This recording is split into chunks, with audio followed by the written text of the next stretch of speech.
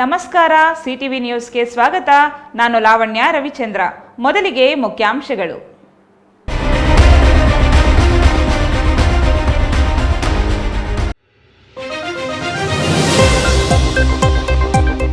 ಲೋಕಸಭೆಯಲ್ಲಿ ಐಎನ್ಡಿಎ ಅಧಿಕಾರಕ್ಕೆ ಕಾಂಗ್ರೆಸ್ ಮುಖಂಡ ರಕ್ಷಾ ರಾಮಯ್ಯ ವಿಶ್ವಾಸ. ನಂಜನಗೂಡಿಗೆ ಮತ್ತೊಂದು ಕರ್ನಾಟಕ ಪಬ್ಲಿಕ್ ಶಾಲೆ, ಶಾಸಕ ದರ್ಶನ್ ಧ್ರುವನಾರಾಯಣ್ ಭರವಸೆ. 30ನೇ ದಿನಕ್ಕೆ ಅತಿಥಿ ಉಪನ್ಯಾಸಕರ ಹೋರಾಟ, ತರಗತಿಗಳಿಗೆ ಮರಳಲು ಸಚಿವರ ಮನವಿ. ಜನಪರ ಯೋಜನೆಗಳು, ಭ್ರಷ್ಟಾಚಾರ ರಹಿತ ಆಡಳಿತ, ಕೇಂದ್ರ ಸರ್ಕಾರವನ್ನ ಕೊಂಡಾಡಿದ ಸಂಸದ ಮುನಿಸ್ವಾಮಿ.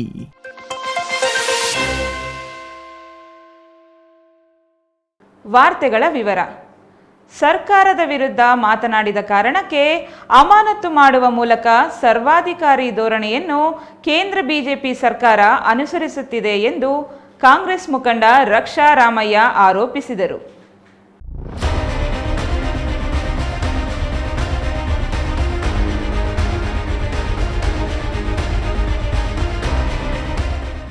ಸರ್ಕಾರದ ವಿರುದ್ಧ ಮಾತನಾಡಿದ ಕಾರಣಕ್ಕೆ ಅಮಾನತು ಮಾಡುವ ಮೂಲಕ ಸರ್ವಾಧಿಕಾರಿ ಧೋರಣೆಯನ್ನು ಕೇಂದ್ರ ಬಿಜೆಪಿ ಸರ್ಕಾರ ಅನುಸರಿಸುತ್ತಿದೆ ಎಂದು ಕಾಂಗ್ರೆಸ್ ಮುಖಂಡ ರಕ್ಷಾ ರಾಮಯ್ಯ ಆರೋಪಿಸಿದರು. ಪ್ರತಾಪ್ ಸಿಂಹ ಅವರು ನೀಡಿದ ಪಾಸ್ನಿಂದಲೇ ಸಂಸತ್ನಲ್ಲಿ ಸ್ಮೋಕ್ ಸಿಡಿಸಲಾಗಿದ್ದು, ಕೂಡಲೇ ಅವರನ್ನು ಸಂಸತ್ ಸ್ಥಾನದಿಂದ ಅಮಾನತು ಮಾಡಿ ತನಿಖೆಗೆ ಒಳಪಡಿಸಬೇಕು ಎಂದು ಆಗ್ರಹಿಸಿದರು. ಉಪರಾಷ್ಟ್ರಪತಿ ಧನಕರ್ ಅವರನ್ನು ಅವಮಾನಿಸಿರುವ ಘಟನೆಯ ಬಗ್ಗೆ ಕೇಳಿದ ಪ್ರಶ್ನೆಗೆ ಉತ್ತರಿಸದೆ ಜಾರಿಕೊಂಡ ರಕ್ಷಾ, ಇಂತಹ ಪ್ರಕರಣ ನಡೆದಿರುವ ಬಗ್ಗೆ ತಮ್ಮ ಗಮನಕ್ಕೆ ಬಂದಿಲ್ಲ ಎಂದು ಹೇಳುವ ಮೂಲಕ ನುಣುಚಿಕೊಂಡರು. ಮುಂದಿನ ಲೋಕಸಭಾ ಚುನಾವಣೆಯಲ್ಲಿ ಐಎನ್ಡಿಎ ಮೈತ್ರಿಕೂಟಕ್ಕೆ ಸ್ಪಷ್ಟ ಬಹುಮತ ದೊರೆಯಲಿದ್ದು, ಕೇಂದ್ರದಲ್ಲಿ ಅಧಿಕಾರ ಹಿಡಿಯುವ ವಿಶ್ವಾಸ ವ್ಯಕ್ತಪಡಿಸಿದ ಅವರು, ಕೇಂದ್ರ ಸರ್ಕಾರ ಜನವಿರೋಧಿ ಬಿಲ್ಗಳನ್ನು ಪಾಸ್ ಮಾಡಲು ವಿರೋಧ ಪಕ್ಷ ಸಂಸದರನ್ನು ವಿನಾಕಾರಣ ಅಮಾನತು ಮಾಡಿ ಹೊರಕಳಿಸಿದೆ. ಆದರೆ ಮುಂದೆ ನಮ್ಮದೇ ಸರ್ಕಾರ ಅಧಿಕಾರಕ್ಕೆ ಬರಲಿದ್ದು, ಈ ಎಲ್ಲ ಕಪ್ಪು ಬಿಲ್ಗಳನ್ನು ರದ್ದು ಮಾಡಲಾಗುವುದು ಎಂದರು. ಇವತ್ತು ಡಾರ್ಕೆಸ್ಟ್ ಡೇ ಆಫ್ ಡೆಮಾಕ್ರಸಿ ಅಂತ ಹೇಳ್ಬೋದು. ಯಾಕಂದರೆ ಈ ಒಂದು ರೀತಿಯ ಅನಾಹುತ ಆಗಿರೋದು, ನಮ್ಮ ಸಂಸದರನ್ನು ಅಮಾನತು ಮಾಡಿರೋದು ಅನ್ಡೆಮೋಕ್ರಾಟಿಕ್ ಆಗಿ ನಮ್ಮ ದೇಶದ ಇತಿಹಾಸದಲ್ಲೇ ಇಂಥ ಒಂದು ಡಿಸ್ಕ್ವಾಲಿಫಿಕೇಶನ್ ಆಗಿಲ್ಲ. ಇದನ್ನು ಪ್ರತಿಭಟಿಸುತ್ತಾ ದೇಶಾದ್ಯಂತ ರಾಜ್ಯಾದ್ಯಂತ ನಮ್ಮೆಲ್ಲ ಕಾಂಗ್ರೆಸ್ ಕಾರ್ಯಕರ್ತರು, ಎಲ್ಲ ಕಾಂಗ್ರೆಸ್ ಮುಖಂಡರು, ನಾಯಕರುಗಳು ಎಲ್ಲರೂ ಈ ಒಂದು ಪ್ರೊಟೆಸ್ಟನ್ನು ಹಮ್ಮಿಕೊಂಡಿದ್ದೇವೆ. ಪ್ರತಿಯೊಂದು ಏನೇ ಒಂದು ಸರ್ಕಾರದ ವಿರುದ್ಧ ಮಾತಾಡಿದಾಗ ಅಮಾನತು ಮಾಡೋಕ್ಕೆ ರೆಡಿ ಆಗ್ತಾರೆ. ಅದಾನಿ ಬಗ್ಗೆ ಮಾತಾಡಿದ್ರೆ ಅಮಾನತು ಮಾಡ್ತಾರೆ, ರೈತರ ಬಗ್ಗೆ, ರೈತರ ಸಾಲ ಮನ್ನಾ ಬಗ್ಗೆ ಮಾಡಿದ್ರೆ ಅಮಾನತು ಮಾಡ್ತಾರೆ, ಮಣಿಪುರ್ ಬಗ್ಗೆ ಮಾತಾಡಿದ್ರೆ ಅಮಾನತು ಮಾಡ್ತಾರೆ. ಇಲ್ಲಿ ಲಾರ್ಜೆಸ್ಟ್ ಡೆಮಾಕ್ರಸಿ ಅಂತ ಹೇಳ್ಬೋದು ಇಂಡಿಯಾ. ಅದು ಯಾವತ್ತೂ ಇವಾಗ ಇಲ್ಲ. ಅದು ಮೋದಿ, ಅಮಿತ್ ಶಾ ಕೆಳಗಡೆ ಇದು ಒಂದು ತುಗ್ಲಕ್ ಸರ್ಕಾರ ಆಗಿದೆ, ದರ್ಬಾರ್ ಆಗಿದೆ. ಯಾರಿಗೂ ಯಾವುದೇ ಒಂದು ಮುಖ್ಯಮಂತ್ರಿಗಳಾಗಿರಲಿ, ಮಂತ್ರಿಗಳಾಗಿರಲಿ ಯಾವುದೇ ಒಂದು ಹಕ್ಕು ಇಲ್ಲ. ಅದನ್ನು ಪ್ರತಿಭಟಿಸ್ತಾ ಪ್ರತಾಪ್ ಸಿಂಹನ ಅರೆಸ್ಟ್ ಮಾಡಿ, ಇಲ್ಲ ಪ್ರತಾಪ್ ಸಿಂಹನ ಎಂಕ್ವೈರಿ ಮಾಡಿ ಅಂದರೆ ನಮ್ಮನ್ನೆಲ್ಲ ಸಸ್ಪೆಂಡ್ ಮಾಡಿ ಹಾಕಿದ್ದಾರೆ. ಇದೆಂಥ ನ್ಯಾಯ ಇದು? ಅದನ್ನು ಪ್ರತಿಭಟಿಸ್ತಾ ಚಿಕ್ಕಬಳ್ಳಾಪುರ ವತಿಯಿಂದ ಎಲ್ಲ ನಮ್ಮ ಯುವಕರು, ಮಹಿಳೆಯರು, ನಾಯಕರುಗಳೆಲ್ಲ ಇವತ್ತು ಪ್ರತಿಭಟನೆ ಹಮ್ಮಿಕೊಂಡಿದ್ದೀವಿ. ಪ್ರತಾಪ್ ಸಿಂಹ ಡಿಸ್ಕ್ವಾಲಿಫೈ ಆಗೋವರೆಗೂ ಈ ಒಂದು ಪ್ರೊಟೆಸ್ಟ್ಗಳು ನಡೀತಾ ಬರುತ್ತೆ. ಕಾಂಗ್ರೆಸ್ ಜಿಲ್ಲಾಧ್ಯಕ್ಷ ಕೆಎನ್ ಕೇಶವರೆಡ್ಡಿ ಮಾತನಾಡಿ, ಕೇಂದ್ರದ ಬಿಜೆಪಿ ಸರ್ಕಾರ ಜನವಿರೋಧಿ ನೀತಿ ಅನುಸರಿಸುತ್ತಿದ್ದು, ಸಂಸದ ಪ್ರತಾಪ್ ಸಿಂಹ ಅವರನ್ನು ಕೂಡಲೇ ಅಮಾನತು ಮಾಡಿ ತನಿಖೆಗೆ ಒಳಪಡಿಸಬೇಕು ಎಂದು ಆಗ್ರಹಿಸಿದರು. ಈಗ ವಿರೋಧ ಪಕ್ಷದವರು ಆಡಳಿತ ಪಕ್ಷದಲ್ಲಿರ್ತಕ್ಕಂಥವ್ರನ್ನ ಪ್ರಶ್ನೆ ಮಾಡೋದಕ್ಕೆ ವಿರೋಧ ಪಕ್ಷ ಅನ್ನೋದು ಇರೋದು. ಇವತ್ತು ನರೇಂದ್ರ ಮೋದಿ ಮತ್ತು ಅಮಿತ್ ಶಾ ಅವರು ವಿರೋಧ ಪಕ್ಷದ ಹಕ್ಕನ್ನೇ, ಅವರು ಮಾತಾಡೋ ಒಂದು ಹಕ್ಕನ್ನೇ ಮೊಟಕುಗೊಳಿಸಿ ಸಂಸತ್ನಿಂದ ಅಮಾನತು ಮಾಡಿರ್ತಕ್ಕಂಥದ್ದು ಎಷ್ಟು ಸರಿ ಅಂತ ಇವತ್ತು ಜನರು ಚರ್ಚೆ ಮಾಡೋದಕ್ಕೆ ಇವತ್ತು ಪ್ರತಿಭಟನೆ ಮಾಡ್ತಾ ಇದ್ದೀವಿ. ಇವತ್ತು ಲೋಕಸಭೆಯಲ್ಲಿ ಪ್ರವೇಶ ಮಾಡತಕ್ಕಂಥ ಒಬ್ಬ ಅನಾಮಧೇಯ ಪ್ರತಾಪ್ ಸಿಂಹ ಅವರು ಅವರಿಗೆ ಅನುಮತಿಯನ್ನು ಕೊಟ್ಟಿದ್ದಾರೆ. ಅವರು ಪ್ರತಾಪ್ ಸಿಂಹ ಅವ್ರನ್ನ ತಕ್ಷಣ ಅಮಾನತು ಮಾಡಿ ಸಂಸತ್ತಿನಿಂದ ವಿಚಾರಣೆ ಮಾಡಿ ಅವ್ರ ಮೇಲೆ ಕ್ರಮ ತಗೋಬೇಕಾಗಿತ್ತು. ಅದನ್ನು ಬಿಟ್ಟು ಭದ್ರತಾ ಲೋಪದ ಬಗ್ಗೆ ಪ್ರಶ್ನೆ ಮಾಡೋಕ್ಕೆ ಹೋದಂಥ ಸಂಸದರನ್ನು ಇವತ್ತು ಅಮಾನತು ಮಾಡಿರ್ತಕ್ಕಂಥದ್ದು ಎಷ್ಟು ಸರಿ? ಇದು ಅವರ ಹಿಟ್ಲರ್ ಧೋರಣೆ ಆಗಿದೆ. ಇಡೀ ದೇಶಾದ್ಯಂತ ಈ ಧೋರಣೆಯನ್ನು ನೋಡ್ತಾ ಇದೆ. ಇನ್ನೇನು 4 ತಿಂಗಳು 5 ತಿಂಗಳು ಚುನಾವಣೆ ಇದೆ. ಈ ಚುನಾವಣೆಯಲ್ಲಿ ಇದರ ಪ್ರತಿಫಲವನ್ನು ನರೇಂದ್ರ ಮೋದಿ ಮತ್ತು ಅಮಿತ್ ಶಾ ಅವರು ನೋಡ್ತಾರೆ, ಅವರು ಅನುಭವಿಸ್ತಾರೆ ಅನ್ನೋ ಮಾತನ್ನು ಹೇಳಲಿಕ್ಕೆ ಬಯಸ್ತೀನಿ. ಶುಕ್ರವಾರ ಬೆಳಗ್ಗೆ ಚಿಕ್ಕಬಳ್ಳಾಪುರದ ಒಕ್ಕಲಿಗರ ಕಲ್ಯಾಣ ಮಂಟಪದ ಬಳಿ ಜಮಾಯಿಸಿದ ಕಾಂಗ್ರೆಸ್ ಕಾರ್ಯಕರ್ತರು ಬಿಜೆಪಿ ಮತ್ತು ಕೇಂದ್ರ ಸರ್ಕಾರದ ವಿರುದ್ಧ ಘೋಷಣೆಗಳನ್ನು ಕೂಗುತ್ತಾ ಬಿಬಿ ರಸ್ತೆ ಮೂಲಕ ಶಿಡ್ಲಘಟ್ಟ ವೃತ್ತದವರೆಗೂ ಪ್ರತಿಭಟನಾ ಮೆರವಣಿಗೆ ನಡೆಸಿದರು. ನಂತರ ಕೆಲಕಾಲ ಶಿಡ್ಲಘಟ್ಟ ವೃತ್ತದಲ್ಲಿ ಪ್ರತಿಭಟನೆ ನಡೆಸಿ ಕೇಂದ್ರ ಸರ್ಕಾರದ ವಿರುದ್ಧ ಘೋಷಣೆಗಳನ್ನು ಕೂಗಿದರು. ಪ್ರತಿಭಟನೆಯಲ್ಲಿ ಕಾಂಗ್ರೆಸ್ ನಾಯಕರು ಹಾಗೂ ಕಾರ್ಯಕರ್ತರು ಭಾಗವಹಿಸಿದ್ದರು. Jangalahalli Ashwath, CTV news, Chikkaballapur.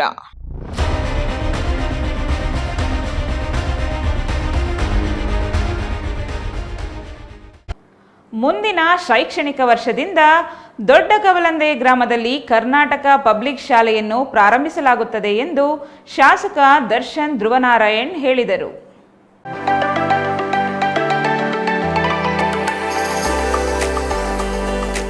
ನಂಜನಗೂಡು ತಾಲೂಕಿನ ದೊಡ್ಡ ಕವಲಂದೆ ಗ್ರಾಮದ ಸರ್ಕಾರಿ ಪದವಿ ಪೂರ್ವ ಕಾಲೇಜು ಪ್ರೌಢಶಾಲಾ ವಿಭಾಗದಲ್ಲಿ 2023-24ನೇ ಶೈಕ್ಷಣಿಕ ಸಾಲಿನ ಶಾಲಾ ವಾರ್ಷಿಕೋತ್ಸವ ಉದ್ಘಾಟಿಸಿ ಮಾತನಾಡಿದ ಅವರು, ನಂಜನಗೂಡು ತಾಲೂಕಿನ ಹೆಮ್ಮರಗಾಲ ಗ್ರಾಮದಲ್ಲಿ ಮಾತ್ರ ಕರ್ನಾಟಕ ಪಬ್ಲಿಕ್ ಶಾಲೆ ಇದೆ.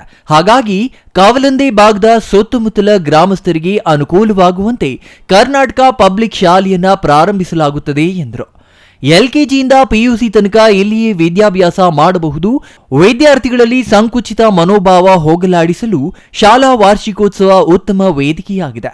ಶಾಲೆಗಳಲ್ಲಿ ವಾರ್ಷಿಕೋತ್ಸವ ಎಂದರೆ ಹಬ್ಬದ ವಾತಾವರಣ ನಿರ್ಮಾಣವಾಗುತ್ತದೆ. ವಿದ್ಯಾರ್ಥಿಗಳಲ್ಲಿ ಅಡಗಿರುವ ಪ್ರತಿಭೆ ಹೊರತರಲು ಇಂತಹ ಕಾರ್ಯಕ್ರಮಗಳ ಅವಶ್ಯಕತೆ ಇದೆ ಎಂದರು. ಈ ಒಂದು ಕಾರ್ಯಕ್ರಮವನ್ನು ಈಗಾಗಲೇ ತಾವೆಲ್ಲರೂ ಶುರು ಮಾಡಿರೋಂಥದ್ದು. ನಾನು ಹೆಚ್ಚು ಮಾತನಾಡಕ್ಕೆ ಹೋಗೋದಿಲ್ಲ. ಯಾಕೆಂತಂದರೆ ಆ್ಯನ್ಯುವಲ್ ಡೇ ಅಂತಂದರೆ ಶಾಲಾ ಮಕ್ಕಳಿಗೆ ಒಂದು ಹಬ್ಬದ ವಾತಾವರಣ, ಒಂದು ಹಬ್ಬದ ರೀತಿ ತಾವೆಲ್ಲರೂ ಆಚರಣೆಯನ್ನು ಮಾಡ್ತಿರೋಂಥದ್ದು. ನನ್ನ ಶಾಲೆಯ ದಿನಗಳು ಕೂಡ ಈ ಒಂದು ದಿವಸ ನೆನಪಾಗ್ತಿದೆ.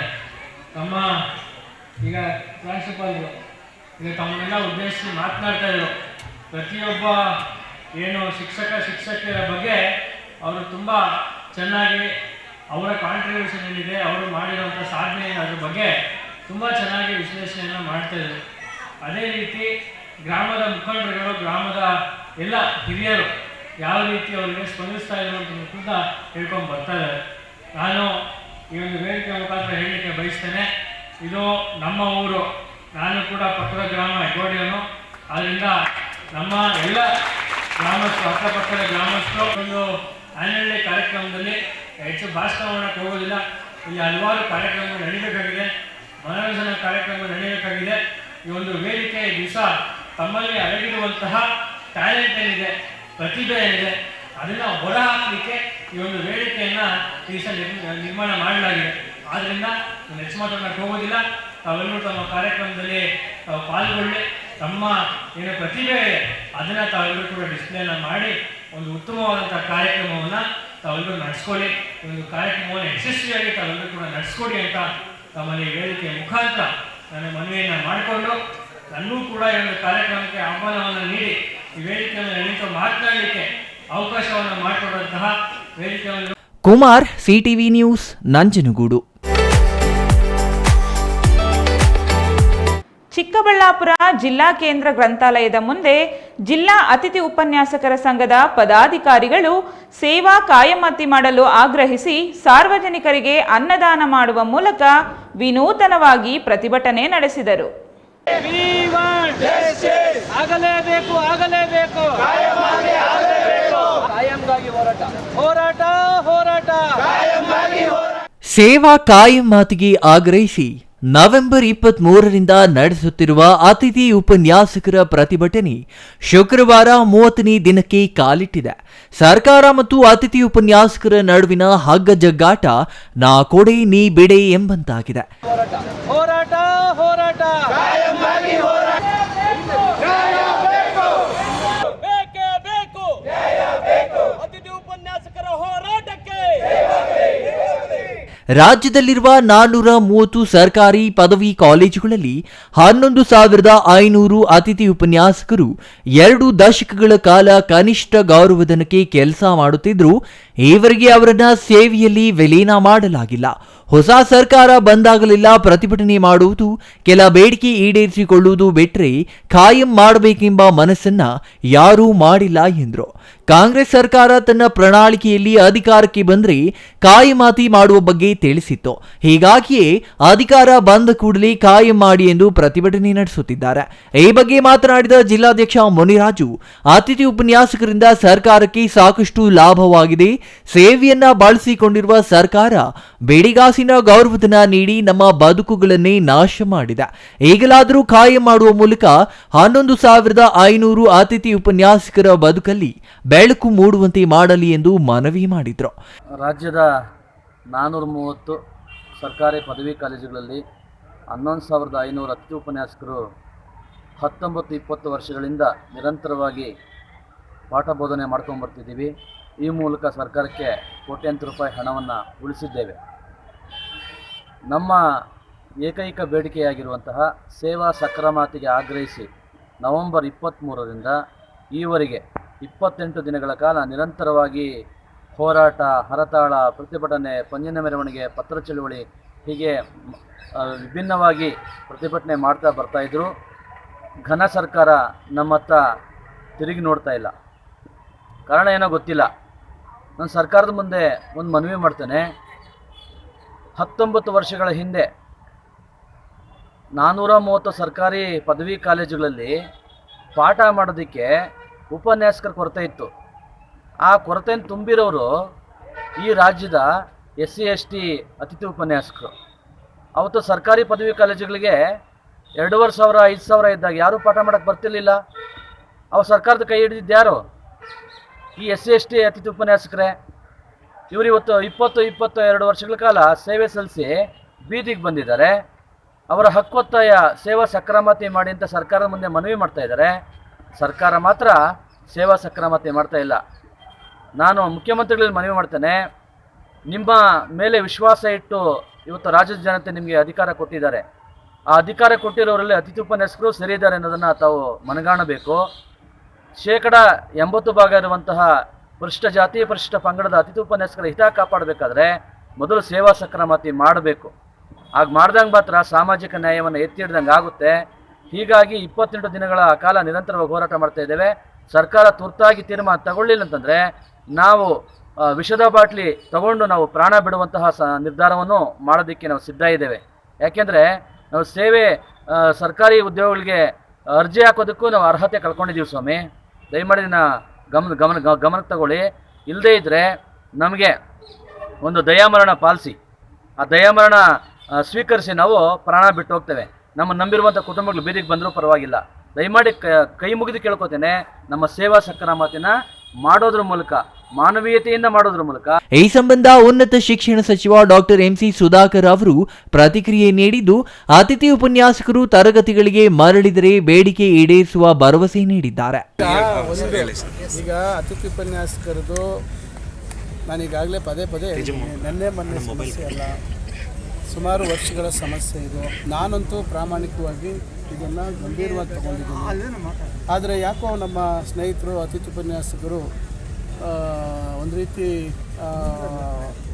ಅವ್ರದ್ದೇ ಆದಂಥ ನಿಲುವನ್ನು ತೆಗೆದುಕೊಂಡಿದ್ದಾರೆ. ಯಾಕೆಂದರೆ ಇವತ್ತು ಸುಲಭವಾಗಿ ಏನಾದರೂ ಒಂದು ತೀರ್ಮಾನ ಮಾಡ್ಬೋದು ಸರ್ಕಾರ, ಆದರೆ ಅದು ನಾಳೆ ಬೆಳಗ್ಗೆ ಲೀಗಲ್ ಸ್ಕ್ರೂಟ್ನಿಗೆ ಹೋದರೆ, ಯಾರಾದರೂ ನ್ಯಾಯಾಲಯದ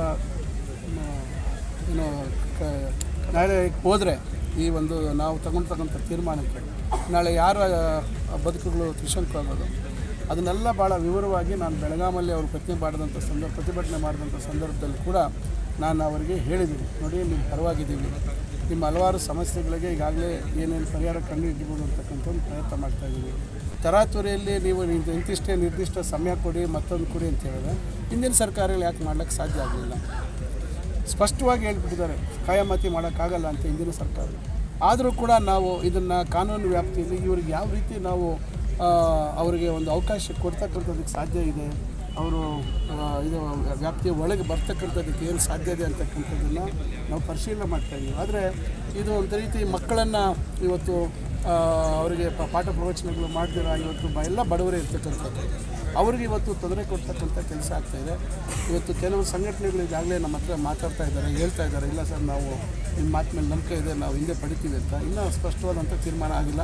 ನಾನು ಮತ್ತೊಮ್ಮೆ ತಮ್ಮ ಮುಖಾಂತರ ಅವರಿಗೆ ವಿನಂತಿ ಮಾಡ್ತೇನೆ, ಬಡ ಮಕ್ಕಳ ಭವಿಷ್ಯದ ದೃಷ್ಟಿಯಿಂದ ತಾವು ಹಿಂದೆ ಸರಿಬೇಕಾಗುತ್ತೆ. ಖಂಡಿತ ಸರ್ಕಾರ ನಿಮ್ಮ ಏನು ಬೇಡಿಕೆ ಇದೆ ಆ ಬೇಡಿಕೆಗಳನ್ನು ನ್ಯಾಯಸಮ್ಮತವಾಗಿ ಕಾನೂನಿನ ಚೌಕಟ್ಟಿನಲ್ಲಿ ನಿಮಗೆ ತೊಂದರೆ ಆಗದ ರೀತಿಯಲ್ಲಿ ನಿಮಗೆ ಒಂದು ಪರಿಹಾರವನ್ನು ಕಂಡುಕೊಳ್ತಕ್ಕಂಥ ನಿಟ್ಟಿನಲ್ಲಿ ಈಗಾಗಲೇ ನಾನು ಭಾಳಷ್ಟು ಚರ್ಚೆ ಮಾಡಿದ್ದೀನಿ. ಮುಖ್ಯಮಂತ್ರಿಗಳ ಜೊತೆ ಚರ್ಚೆ ಮಾಡಿದ್ದೀನಿ, ಆರ್ಥಿಕ ಇಲಾಖೆ ಜೊತೆ ಚರ್ಚೆ ಮಾಡಿದ್ದೀನಿ, ಕಾನೂನು ಇಲಾಖೆಯ ಜೊತೆ ಚರ್ಚೆ ಮಾಡ್ತಾಯಿದ್ದೀವಿ. ಈ ರೀತಿ ನನ್ನ ಪ್ರಯತ್ನಗಳನ್ನು ನಾನು ಮಾಡ್ತಾಯಿದ್ದೀನಿ. ಆದರೆ ಈಗ 1 ತಿಂಗಳಾಗ್ತಾಯಿದೆ, 23ನೇ ತಾರೀಕಿಗೆ 1 ತಿಂಗಳಾಗಿದೆ. ಈಗ ಏನಾಗುತ್ತೆ, ನಾಳೆ ವಿದ್ಯಾರ್ಥಿಗಳಿಂದ ಒತ್ತಡ ಬಂದಾಗ ಮತ್ತು ನಾವು ವಿಷಯವನ್ನು ಗಂಭೀರವಾಗಿ ತಗೋಬೇಕಾಗುತ್ತೆ. ಆ ರೀತಿಯಾಗಿ ದಯವಿಟ್ಟು ಅವಕಾಶ ಕೊಡಬೇಡಿ. ನಿಮ್ಮ ಬಗ್ಗೆ ನಮಗೆಲ್ಲರಿಗೂ ಸಹಾನುಭೂತಿ ಇದೆ, ನಿಮ್ಮ ಬಗ್ಗೆ ಕಾಳಜಿ ಇದೆ. ನಮ್ಮ ಪಕ್ಷ ಕೂಡ ಪ್ರಣಾಳಿಕೆಯಲ್ಲಿ ಭಾಳ ಸ್ಪಷ್ಟವಾಗಿ ನಿಮ್ಮ ಬಗ್ಗೆ ಗಮನ ಕೊಡ್ತೀವಿ, ನಿಮಗೊಂದು ಪರಿಹಾರ ಕಂಡುಕೊಳ್ತೀವಿ ಅಂತಕ್ಕಂಥದ್ದನ್ನು ಕೂಡ ಹೇಳಿದೆ. ಅದರಿಂದ ಇವೆಲ್ಲ ವಿಚಾರಗಳಲ್ಲಿ ತಾವು ಸಹಕರಿಸಬೇಕು ಅಂತೇಳಿ ಮತ್ತೊಮ್ಮೆ ನಾನು ತಮ್ಮ ಮೂಲಕ ನಾನು ಜಂಗಾಲಹಳ್ಳಿ ಅಶ್ವಥ್, ಸಿಟಿವಿ ನ್ಯೂಸ್, ಚಿಕ್ಕಬಳ್ಳಾಪುರ. ಉಪನ್ಯಾಸಕರ ಹೋರಾಟಕ್ಕೆ ಅತಿಥಿ ಉಪನ್ಯಾಸಕರ ಖಾಯಮಾತಿ. ಇದೀಗ ಚಿಕ್ಕದೊಂದು ವಿರಾಮದ ನಂತರ ಸಿಟಿವಿ ನ್ಯೂಸ್ ಮುಂದುವರಿಯುತ್ತದೆ.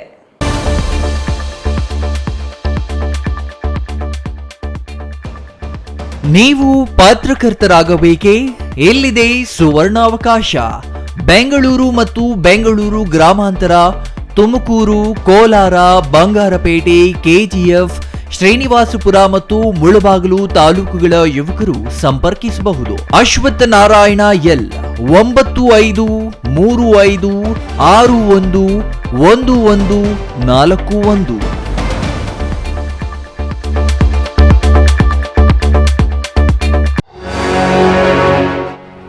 ಪ್ರಧಾನಿ ನರೇಂದ್ರ ಮೋದಿಜಿ ಹಾಗೂ ರೈಲ್ವೆ ಸಚಿವ ಅಶ್ವಿನಿ ವೈಷ್ಣವ್ ಅವರ ಮತ್ತೊಂದು ಸಾಧನೆ. ಪ್ರತಿನಿತ್ಯ ಚಿಕ್ಕಬಳ್ಳಾಪುರದಿಂದ ಬೆಂಗಳೂರಿಗೆ ಹೊರಡುವ ರೈಲುಗಳ ವೇಳಾಪಟ್ಟಿ: ಮುಂಜಾನೆ 5:10, ಬೆಳಗ್ಗೆ 8:35, ಬೆಳಗ್ಗೆ 10:10, ಸಂಜೆ 4 ಗಂಟೆ ಮತ್ತು ಸಂಜೆ 6:10. ರೈಲ್ವೆ ಪ್ರಯಾಣಿಕರ ಸೌಲಭ್ಯ ಸಮಿತಿ ಸದಸ್ಯ ಡಾಕ್ಟರ್ GV ಮಂಜುನಾಥ್ ಅವರ ಮನವಿಯ ಫಲವಾಗಿ ಹೆಚ್ಚುವರಿ ರೈಲು. ಹೆಚ್ಚಿನ ಸಂಖ್ಯೆಯಲ್ಲಿ ರೈಲು ಪ್ರಯಾಣ ಮಾಡುವುದರಿಂದ ಇನ್ನಷ್ಟು ರೈಲು ಮಾರ್ಗ ವಿಸ್ತರಣೆಗೆ ಸಹಕಾರಿ. ವಿರಾಮದ ನಂತರ ಸಿಟಿವಿ ನ್ಯೂಸ್ಗೆ ಸ್ವಾಗತ. ಪ್ರಧಾನಿ ನರೇಂದ್ರ ಮೋದಿಯವರು 4 ಬಾರಿ ಗುಜರಾತ್ ಮುಖ್ಯಮಂತ್ರಿಯಾಗಿ, 2 ಬಾರಿ ದೇಶದ ಪ್ರಧಾನಿಯಾಗಿ, ಒಂದೂ ಭ್ರಷ್ಟಾಚಾರವಿಲ್ಲದೆ ಒಂದೇ ಒಂದು ದಿನ ರಜೆ ಪಡೆಯದೆ ದೇಶದ ಭದ್ರತೆಗಾಗಿ ದುಡಿಯುತ್ತಿದ್ದಾರೆ ಎಂದು ಸಂಸದ ಎಸ್ ಮುನಿಸ್ವಾಮಿ ತಿಳಿಸಿದರು. ಪ್ರಧಾನಿ ನರೇಂದ್ರ ಮೋದಿ ಅವರು 4 ಬಾರಿ ಗುಜರಾತ್ ಮುಖ್ಯಮಂತ್ರಿಯಾಗಿ, 2 ಬಾರಿ ದೇಶದ ಪ್ರಧಾನಿಯಾಗಿ, ಒಂದೂ ಭ್ರಷ್ಟಾಚಾರವಿಲ್ಲದೆ ಒಂದೇ ಒಂದು ದಿನ ರಜೆ ಪಡೆಯದೆ ದೇಶದ ಭದ್ರತೆಗಾಗಿ ದುಡಿಯುತ್ತಿದ್ದಾರೆ ಎಂದು ಸಂಸದ ಎಸ್ ಮುನಿಸ್ವಾಮಿ ತಿಳಿಸಿದರು. ಚಿಂತಾಮಣಿ ತಾಲೂಕಿನ ಮುರುಗಮಲ್ಲ ಹೋಬಳಿ, ಭೂಮಿಶೆಟ್ಟಹಳ್ಳಿ, ಮುರುಗಮಲ್ಲ ಗ್ರಾಮ ಪಂಚಾಯಿತಿಗಳಲ್ಲಿ ಶುಕ್ರವಾರ ಹಮ್ಮಿಕೊಂಡಿದ್ದ ಕೇಂದ್ರ ಸರ್ಕಾರದ ವಿಕಸಿತ ಭಾರತ ಸಂಕಲ್ಪ ಯಾತ್ರೆಯಲ್ಲಿ ಮಾತನಾಡಿದ ಅವರು, ಕೊರೋನಾ ಸಂದರ್ಭದಲ್ಲಿ ದೇಶದ 140 ಕೋಟಿ ಜನರಿಗೂ ಉಚಿತ ಲಸಿಕೆ ನೀಡಿರುವುದಲ್ಲದೆ ಬಡ ಜನತೆಯ ಆರೋಗ್ಯಕ್ಕಾಗಿ ಆಯುಷ್ಮಾನ್ ಭಾರತ್, ಉಜ್ವಲ್ ಯೋಜನೆ ಸೇರಿದಂತೆ ಹಲವು ಜನಪರ ಯೋಜನೆಗಳನ್ನು ತಂದಿದ್ದಾರೆ ಎಂದರು. ಪ್ರಧಾನಮಂತ್ರಿಗಳವರು ಒಂದೇ ಒಂದು ಭ್ರಷ್ಟಾಚಾರ ಇಲ್ಲದೆ 4 ಬಾರಿ ಮುಖ್ಯಮಂತ್ರಿಗಳಾಗಿ, 2 ಬಾರಿ ಪ್ರಧಾನಮಂತ್ರಿಯಾಗಿ ಒಂದೇ ಒಂದು ದಿನನೂ ರಜೆ ಆಗ್ತಿರ ನಮ್ಮ ದೇಶದ ಭದ್ರತೆಗಾಗಿ, ನಮ್ಮೆಲ್ಲರ ಡೆವಲಪ್ಮೆಂಟ್ಗೋಸ್ಕರ ಕೆಲಸ ಮಾಡ್ತಾ ಇರ್ತಕ್ಕಂಥ ಸನ್ಮಾನ್ಯ ನರೇಂದ್ರ ಮೋದಿ ಅವರು ಕೊಟ್ಟಿರ್ತಕ್ಕಂಥ ಯೋಜನೆಗಳನ್ನ ನಾವು ಜನರಿಗೆ ತಲುಪಿಸುವಂತ ನಿಟ್ಟಿನಲ್ಲಿ ನಾವೆಲ್ಲ ಒಟ್ಟಿಗೆ ಕೆಲಸ ಮಾಡಬೇಕು ಅಂತ ಹೇಳಿ ಈ ಯೋಜನೆಗಳನ್ನ ನಾವು ಜನರಿಗೆ ತಲುಪಿಸಿದಾಗ ಮಾತ್ರ ನಾವು ಒಳ್ಳೆ ಅಧಿಕಾರಿಗಳಾಗ್ತೀರಿ ಅಂತ ಹೇಳೋದ್ರ ಮುಖಾಂತರ ನಾವ್ ಹೇಳಿದಿರಿ. ನಾವು ಒಂದಲ್ಲಿ ಇನ್ನೊಂದ್ ಮತ್ತೊಂದ್ ಕಡೆ ಕೆಲಸ ಮಾಡಿ ಒಂದಿನ ಜಾಸ್ತಿ ಕಷ್ಟ ಬಿದ್ಬಿಟ್ರೆ 2ನೇ ದಿನ ನಾವು ಹೋಗಲ್ಲ, ನಮ್ಮ ಮೈಕೈ ನೋತಾ ಇತ್ತು ಅಂತ ಹೇಳ್ತಾರೆ.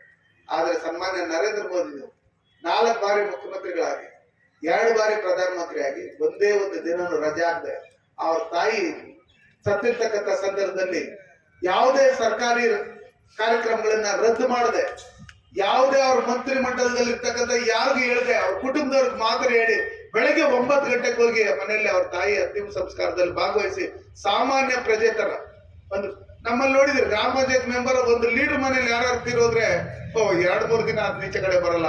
ಆ ಇರೋ ಬರೋನ್ನೆಲ್ಲ ತಾಲೂಕಾಗಿರೋನ್ನೆಲ್ಲ ಕರ್ಸ್ಕೊಂಡು ಏನ್ ವಿಜೃಂಭಣೆ ಅದ್ ಮಾಡಿ ಇದ್ ಮಾಡ್ತಾರೆ. ಆದ್ರೆ ಸಾಮಾನ್ಯ ಕಾರ್ಯಕರ್ತರಂತೆ ಒಂದು ಮುನ್ಸಿಪಾಲಿಟಿಯಲ್ಲಿ ಇರ್ತಕ್ಕಂಥ ಆಂಬುಲೆನ್ಸ್ ಕೇಳಿ ಇವರು ಎಗಲ್ ಕೊಟ್ಟು ಅವ್ರ ತಾಯಿ ಅಂತಿಮ ಸಂಸ್ಕಾರ 10 ಗಂಟೆ ಒಳಗಡೆ ಮುಗಿಸಿ ಅದಾದ್ಮೇಲೆ 12 ಗಂಟೆಗೆ ವೆಸ್ಟ್ ಬಂಗಾಲ್ಗೆ ಸರ್ಕಾರಿ ಕಾರ್ಯಕ್ರಮಕ್ಕೆ ಹೋದ್ರು. ಆದ್ರೆ ಬೇರೆಯವರಾಗಿದ್ರೆ ಏನ್ ಮಾಡ್ತಾ ಇದ್ರು? ಅದಕ್ಕೆ ಸನ್ಮಾನ್ಯ ನರೇಂದ್ರ ಮೋದಿ ಅಂದ್ರೆ ಇಡೀ ಪ್ರಪಂಚನೇ ಮೆಚ್ಚೋದು ಅದಕ್ಕೋಸ್ಕರ. ಇದೇ ಸಂದರ್ಭದಲ್ಲಿ ಸಂಸದರು ಅರ್ಹ ಫಲಾನುಭವಿಗಳಿಗೆ Ayushman Bharat card, gas cylinder, stove ವಿತರಿಸಿದರು. ದೇವನಹಳ್ಳಿ ಗೋಪಿ, ಗುಡಾರ್ಲಹಳ್ಳಿ ರಾಜಣ್ಣ, ಅಶ್ವಥಮ್ಮ, ಸರಸ್ವತಮ್ಮ, ಅನ್ಸರ್ ಖಾನ್, ಮುನಿರತ್ನಮ್ಮ, ಮಹೇಶ್ ಕುಮಾರ್, ಸುರೇಶ್ ಹಾಜರಿದ್ದರು. Pavan, CTV news, Chintamani. ಕನ್ನಡ ಶಾಲೆಗಳ ಬಗ್ಗೆ ಬಹುತೇಕ ಪೋಷಕರಲ್ಲಿ ನಿರ್ಲಕ್ಷ್ಯ ಭಾವನೆ ಮನೆ ಮಾಡಿದೆ. ಮೊದಲು ಈ ಕನ್ನಡ ಭಾಷಾ ಮಾಧ್ಯಮದ ಬಗೆಗಿನ ನಿರ್ಲಕ್ಷ್ಯ ಇಲ್ಲವಾಗಬೇಕೆಂದು ಬೆಂಗಳೂರಿನ ಸುಮಂಗಲಿ ಸೇವಾಶ್ರಮದ ಎಸ್.ಜಿ. ಸುಶೀಲಮ್ಮ ತಿಳಿಸಿದರು.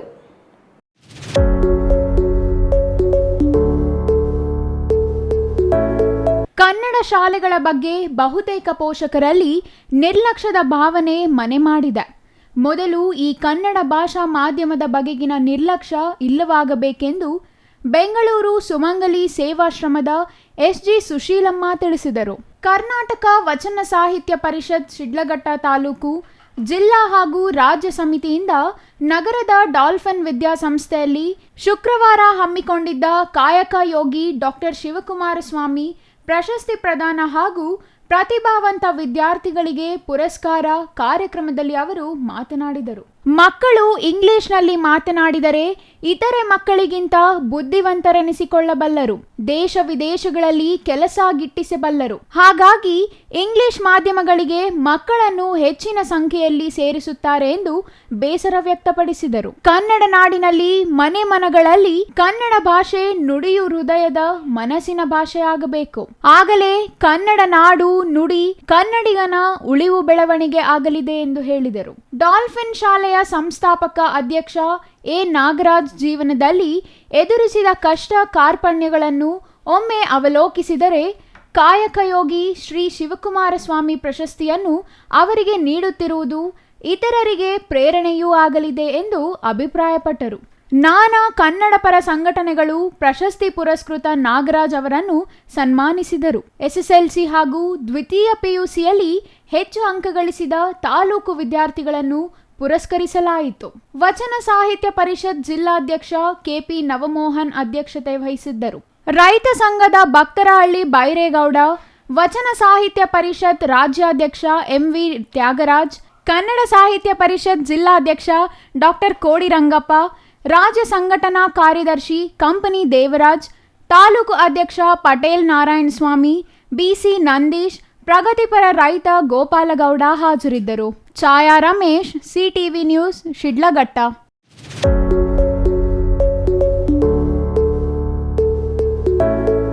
ಮಕ್ಕಳಿಂದ ಹಿರಿಯ ನಾಗರಿಕರವರೆಗಿನ ಎಲ್ಲರೂ ವಿದ್ಯುತ್ ಸುರಕ್ಷತಾ ಕ್ರಮಗಳನ್ನು ಕಡ್ಡಾಯವಾಗಿ ಪಾಲಿಸಿ ವಿದ್ಯುತ್ ಅವಘಡಗಳಿಂದ ದೂರವಿರಿ ಎಂದು ಬಾಗೇಪಲ್ಲಿ ಬೆಸ್ಕಾಂ ಉಪ ಎಇಇ ಲಕ್ಷ್ಮೀನಾರಾಯಣ ಮೂರ್ತಿ ತಿಳಿಸಿದರು.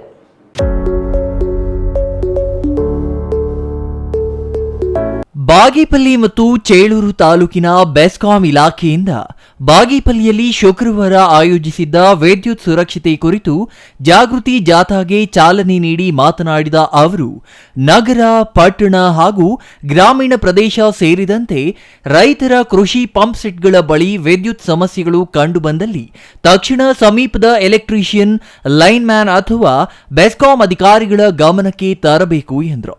ಯಾರು ಸ್ವಯಂ ಪ್ರೇರಿತರಾಗಿ ದುರಸ್ತಿ ಕಾರ್ಯಕ್ಕೆ ಮುಂದಾಗಬಾರದು.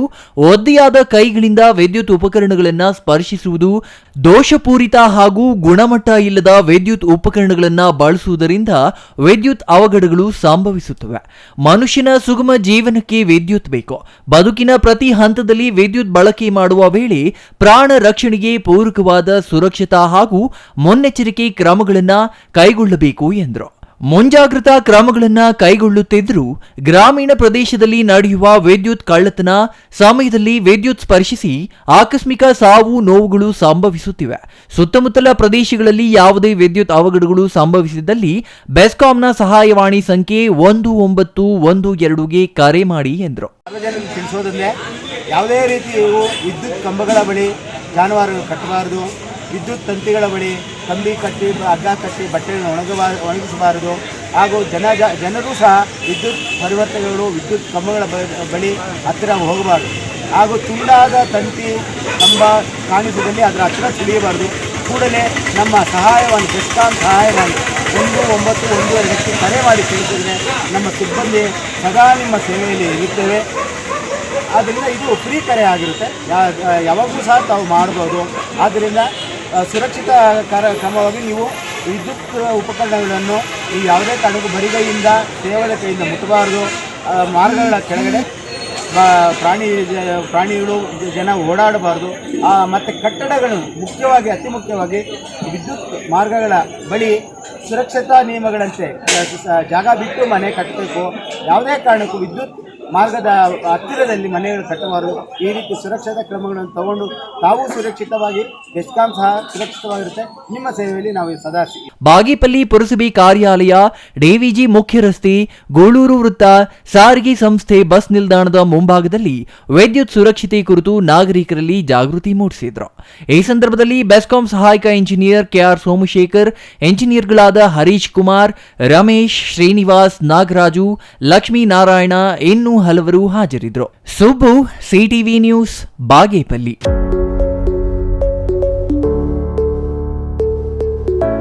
ಬಾಶೆಟ್ಟಹಳ್ಳಿ ಕೈಗಾರಿಕಾ ಪ್ರದೇಶದ ಬಳಿಯ ವೀರಾಪುರದಲ್ಲಿ ಚಿರತೆ ಓಡಾಡಿರುವ ದೃಶ್ಯ ಸಿಸಿ ಕ್ಯಾಮೆರಾದಲ್ಲಿ ಸೆರೆಯಾಗಿದ್ದು, ಕೈಗಾರಿಕಾ ಪ್ರದೇಶದಲ್ಲಿನ ನಿವಾಸಿಗಳ ಆತಂಕಕ್ಕೆ ಕಾರಣವಾಗಿದೆ.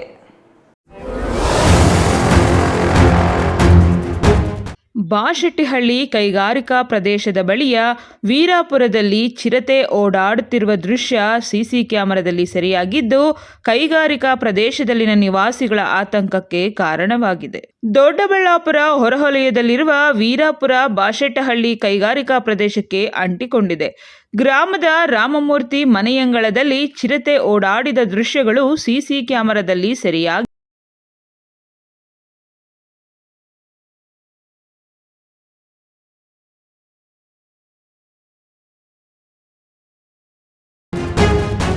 ಮಧ್ಯರಾತ್ರಿ ಸುಮಾರು 12 ಗಂಟೆ ಸಮಯದಲ್ಲಿ ಮನೆಯ ಮುಂದಿನ ಅಡಿಕೆ ತೋಟದಲ್ಲಿ ಚಿರತೆ ಸಂಚರಿಸುವ ದೃಶ್ಯ ಸೆರೆಯಾಗಿದೆ. ರಾಮಮೂರ್ತಿಯವರ ಕೋಳಿಯನ್ನು ಚಿರತೆ ತಿಂದು ಹೋಗಿದ್ದು, ಬಾಶೆಟ್ಟಹಳ್ಳಿ ಕೈಗಾರಿಕಾ ಪ್ರದೇಶದಲ್ಲಿ ಚಿರತೆ ಕಾಣಿಸಿಕೊಂಡಿರುವುದು ಜನರ ಆತಂಕಕ್ಕೆ ಕಾರಣವಾಗಿದೆ. ಸಾವಿರಾರು ಕಾರ್ಮಿಕರು ಈ ಪ್ರದೇಶದಲ್ಲಿ ವಾಸವಾಗಿದ್ದು, ಚಿರತೆಯನ್ನ ಸೆರೆ ಹಿಡಿಯುವಂತೆ ಅರಣ್ಯ ಇಲಾಖೆಗೆ ಸ್ಥಳೀಯರು ಮನವಿ ಮಾಡಿದ್ದಾರೆ. Mahesh, CTV news, Doddaballapur. ಸರ್ಕಾರಿ ಗ್ರಾಮ ಠಾಣಾ ಭೂಮಿಯನ್ನು ಕೆಲ ಖಾಸಗಿ ವ್ಯಕ್ತಿಗಳು ಒತ್ತುವರಿ ಮಾಡಿಕೊಂಡು ಅದರಲ್ಲಿನ ಮರಗಳನ್ನು ಕಡಿದು ಮಾರಾಟ ಮಾಡಲು ಯತ್ನಿಸುತ್ತಿರುವ ವೇಳೆ ಗ್ರಾಮಸ್ಥರು ಪಂಚಾಯಿತಿ ಅಧಿಕಾರಿಗಳಿಗೆ ದೂರು ನೀಡಿ ಸರ್ಕಾರಿ ಆಸ್ತಿಯನ್ನು ಉಳಿಸಿಕೊಡಲು ಮನವಿ ಮಾಡಿದರು.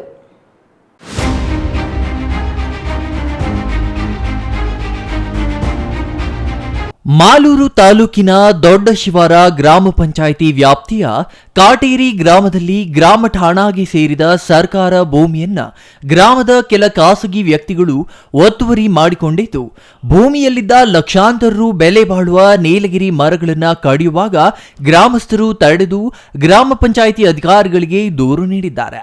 ಈ ಬಗ್ಗೆ ದೊಡ್ಡ ಶಿವಾರ ಗ್ರಾಮ ಪಂಚಾಯಿತಿ ಅಧ್ಯಕ್ಷ ಮಂಜುನಾಥ್ ಮಾತನಾಡಿ, ಅನಾದಿ ಕಾಲದಿಂದಲೂ ಗ್ರಾಮ ಠಾಣೆ ವ್ಯಾಪ್ತಿಗೆ ಈ ಭೂಮಿ ಸೇರಿದೆ. ಕೆಲವರು ಮರಗಳನ್ನು ಕಡಿದು ಮಾರಾಟಕ್ಕೆ ಯತ್ನಿಸಿದ್ದಾರೆ. ಕೂಡಲೇ ಗ್ರಾಮಸ್ಥರು ಪಂಚಾಯಿತಿ ಪಿಡಿಒಗೆ ಮತ್ತು ಅಧ್ಯಕ್ಷರ ಗಮನಕ್ಕೆ ತಂದಿದ್ದು ಸರ್ಕಾರದ ಆಸ್ತಿಯನ್ನ ಉಳಿಸಬೇಕು, ಅಲ್ಲದೆ ಗ್ರಾಮ ದೇವತೆ ಕಾಟೇರಮ್ಮ ದೇವಾಲಯಕ್ಕೆ ಹೋಗುವ ರಸ್ತೆಗೂ ಕೆಲವರು ಅಡ್ಡಿಪಡಿಸಿದ್ದಾರೆ. ಕೂಡಲೇ ಸಂಬಂಧಪಟ್ಟ ಮೇಲಧಿಕಾರಿಗಳು ಸ್ಥಳ ಪರಿಶೀಲನೆ ಮಾಡಿ ಸೂಕ್ತ ಕ್ರಮ ಕೈಗೊಳ್ಳಬೇಕು ಎಂದು ಮನವಿ ಮಾಡಿದ್ದಾರೆ. ಇವತ್ತಿನ ದಿನ ಸುಮಾರು ವರ್ಷಗಳಿಂದ ಗ್ರಾಮಠಾಣ ಜಾಗದಲ್ಲಿ ಒತ್ತುವರಿ ಮಾಡಿಕೊಂಡು ಸುಮಾರು ವರ್ಷದಿಂದ ಒಂದು 40-50 ವರ್ಷದಿಂದ ಮರಗಳಿತ್ತು. ಇವತ್ತು ಏಕಾಏಕಿಯಾಗಿ ಮರ ಕಟಾವು ಮಾಡೋದಕ್ಕೆ ಮುಂದೆ ಬಂದಿದ್ದಾರೆ. ಈ ಗ್ರಾಮಸ್ಥರ ಮನವಿ ಮೇರೆಗೆ ನಾವು ದೊಡ್ಡಶೇವರ ಗ್ರಾಮ ಪಂಚಾಯತ್ ಅಧ್ಯಕ್ಷ ಮಂಜುನಾಥ್ ಅಂತವರು ಮತ್ತು PDO ಅವರು ಲೋಕೇಶ್ ಅವರು ಇಬ್ಬರು ಸ್ಥಳ ಪರಿಶೀಲನೆ ಮಾಡಿದಾಗ ಅದು ಗ್ರಾಮಠಾಣಕ್ಕೆ ಒತ್ತುವರಿ ಆಗಿದೆ ಅಂತ ಹೇಳ್ಬಿಟ್ಟು ಕಂಡು ಬಂದಿದೆ. ಅದು ಮೇಲ್ನೋಟಕ್ಕೆ ಕಂಡು ಬಂದಿದ್ದು. ಇವಾಗ ಅಧಿಕಾರಿಗಳು ಅದನ್ನು ಗ್ರಾಮಠಾಣ ವ್ಯಾಪ್ತಿಯಲ್ಲಿ ಇರುವ ಮರಗಳನ್ನು ಉಳಿಸಿ ಮೇಲಧಿಕಾರಿಗಳು ಬಂದು ಇಲ್ಲಿ ಸ್ಥಳ ಪರಿಶೀಲನೆ ಮಾಡಿ ಅದನ್ನು ಉಳಿಸ್ಕೊಡ್ಬೇಕು. MP Prakash, CTV news, Malur.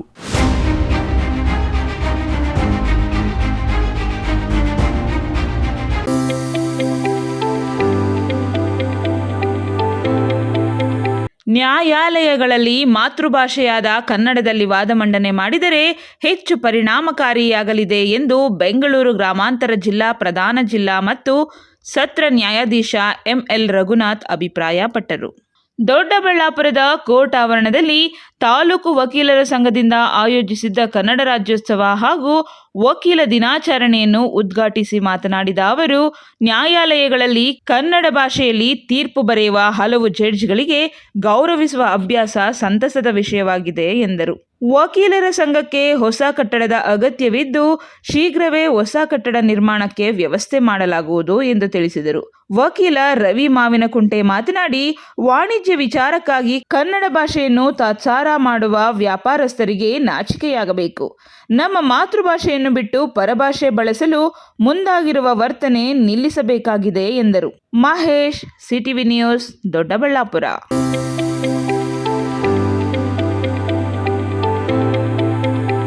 ಇದೀಗ ಚಿಕ್ಕದೊಂದು ವಿರಾಮದ ನಂತರ CTV ನ್ಯೂಸ್ ಮುಂದುವರಿಯುತ್ತದೆ.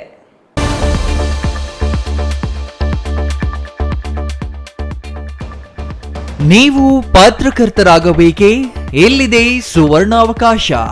ಬೆಂಗಳೂರು ಮತ್ತು ಬೆಂಗಳೂರು ಗ್ರಾಮಾಂತರ, ತುಮಕೂರು, ಕೋಲಾರ, ಬಂಗಾರಪೇಟೆ, KGF, ಶ್ರೀನಿವಾಸಪುರ ಮತ್ತು ಮುಳಬಾಗಿಲು ತಾಲೂಕುಗಳ ಯುವಕರು ಸಂಪರ್ಕಿಸಬಹುದು. ಅಶ್ವತ್ಥ ನಾರಾಯಣ L 9535611141.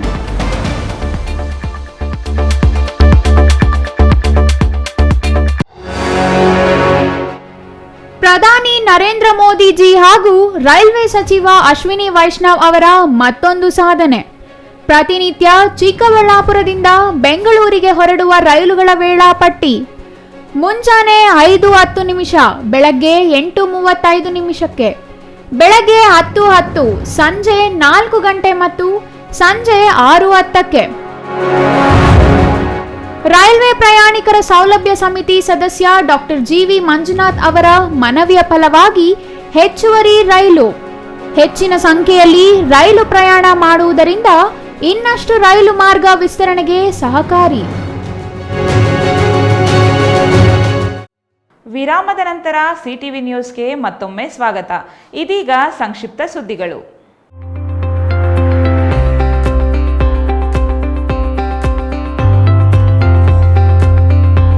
141 ಸಂಸದರ ಅಮಾನತು ಖಂಡಿಸಿ ಬೀದರ್ ಜಿಲ್ಲಾ ಕಾಂಗ್ರೆಸ್ ನೇತೃತ್ವದಲ್ಲಿ ಪ್ರತಿಭಟನೆ ನಡೆಸಲಾಯಿತು. ಬೀದರ್ನ ಅಂಬೇಡ್ಕರ್ ವೃತ್ತದಲ್ಲಿ ಪ್ರತಿಭಟನೆ ನಡೆಸಲಾಯಿತು. ಬಿಜೆಪಿ ಸಂಸದ ಪ್ರತಾಪ್ ಸಿಂಹ ವಿರುದ್ಧ ಘೋಷಣೆ ಕೂಗಿ ಪ್ರತಿಭಟನಾಕಾರರು ಆಕ್ರೋಶ ವ್ಯಕ್ತಪಡಿಸಿದರು. ಪ್ರತಿಭಟನೆಯಲ್ಲಿ ಮಾಜಿ ಸಂಸದ ನರಸಿಂಗರಾವ್ ಸೂರ್ಯವಂಶಿ, ಅಮೃತರಾವ್ ಚಿಮ್ಮಕೋಡ್, ಸಂಜಯ್ ಜಾಗೀರಾದಾರ್ ಹಾಜರಿದ್ದರು. ಪಾತಪಾಳ್ಯ ಹೋಬಳಿಯ ಬಿಲ್ಲೂರು ಸರ್ಕಾರಿ ಹಿರಿಯ ಪ್ರಾಥಮಿಕ ಶಾಲೆಯಲ್ಲಿ ರಾಷ್ಟ್ರೀಯ ಗಣಿತ ದಿನಾಚರಣೆಯನ್ನು ಆಚರಿಸಲಾಯಿತು. ಶಾಲಾ ಮುಖ್ಯ ಶಿಕ್ಷಕ ನಾಗರಾಜ್ ಮಾತನಾಡಿ, ಗಣಿತ ವಿಜ್ಞಾನಿ ಶ್ರೀನಿವಾಸ್ ರಾಮಾನುಜನ್ ಹುಟ್ಟುಹಬ್ಬದ ಸಂದರ್ಭದಲ್ಲಿ ಈ ರಾಷ್ಟ್ರೀಯ ಗಣಿತ ದಿನಾಚರಣೆ ಆಚರಿಸಲಾಗುತ್ತದೆ. ಶ್ರೀನಿವಾಸ್ ರಾಮಾನುಜನ್ ರವರು ಗಣಿತ ಕ್ಷೇತ್ರಕ್ಕೆ ನೀಡಿರುವ ಕೊಡುಗೆ ಅಪಾರ. ವಿದ್ಯಾರ್ಥಿಗಳು ಇಂತಹ ವ್ಯಕ್ತಿಗಳನ್ನು ಆದರ್ಶವನ್ನಾಗಿಸಿ ಅವರ ಹೆಜ್ಜೆಯಲ್ಲಿ ಸಾಗಬೇಕು. ದೈನಂದಿನ ಜೀವನದಲ್ಲಿ ಗಣಿತದ ಮಹತ್ವ ಹೆಚ್ಚಿನದಾಗಿದೆ ಎಂದರು.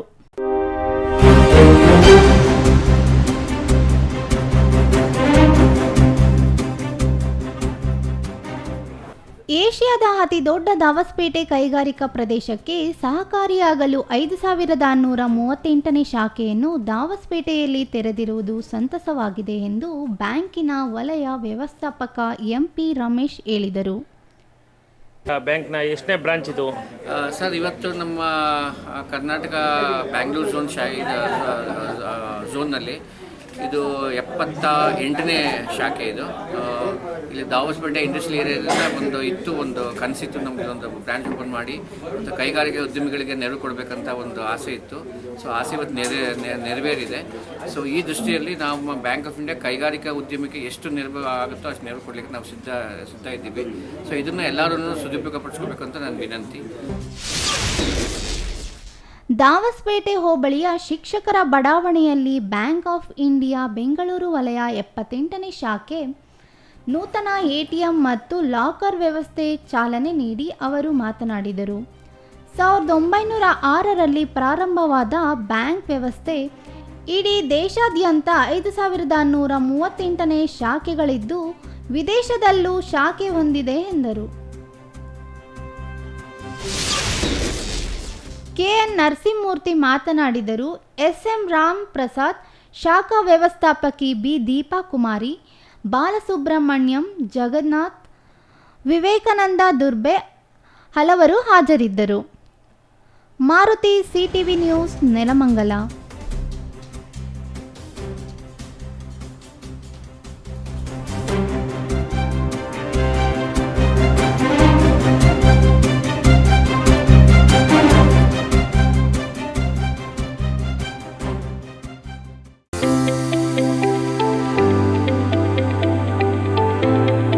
ಸ್ಮಾರ್ಟ್ ಸಿಟಿಗೆ ಆಧುನಿಕ ತಂತ್ರಜ್ಞಾನ ಬಳಕೆ ರಚನೆ ತೋರಿಸುವ ಮಾದರಿ, ದೂರ ವಸ್ತುಗಳನ್ನು ದೊಡ್ಡದಾಗಿ ತೋರಿಸುವ ದೂರದರ್ಶಕ, ಮಳೆ ನೀರು ಕೊಯ್ಲು ಮಾದರಿ, ರಾಕೆಟ್ ಉಡಾವಣೆ, ನಾನಾ ಕೃಷಿ ಕುರಿತು ಮಾಹಿತಿ ಇವು ವಿಜ್ಞಾನ ವಸ್ತು ಪ್ರದರ್ಶನದಲ್ಲಿ ಕಂಡುಬಂದ ದೃಶ್ಯಗಳು.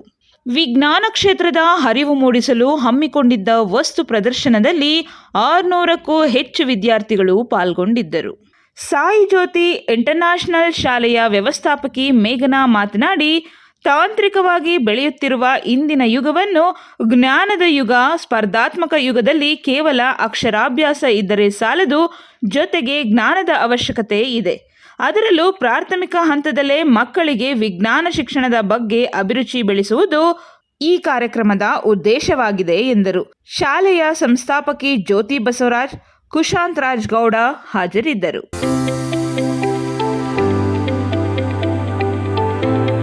ಕೊನೆಯದಾಗಿ ಮತ್ತೊಮ್ಮೆ ಮುಖ್ಯಾಂಶಗಳು.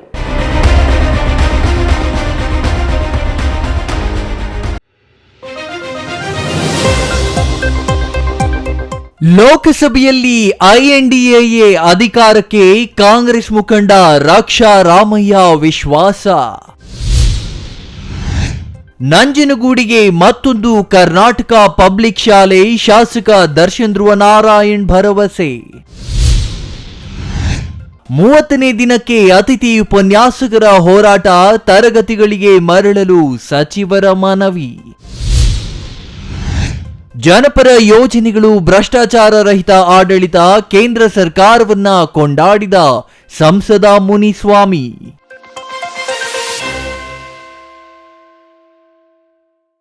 ಇದಿಷ್ಟು ಈ ದಿನದ ಸುದ್ದಿ. ನೋಡ್ತಾ ಇರಿ ಸಿಟಿವಿ ನ್ಯೂಸ್, ಇದು ನಿಮ್ಮ ಜೊತೆಗಾರ.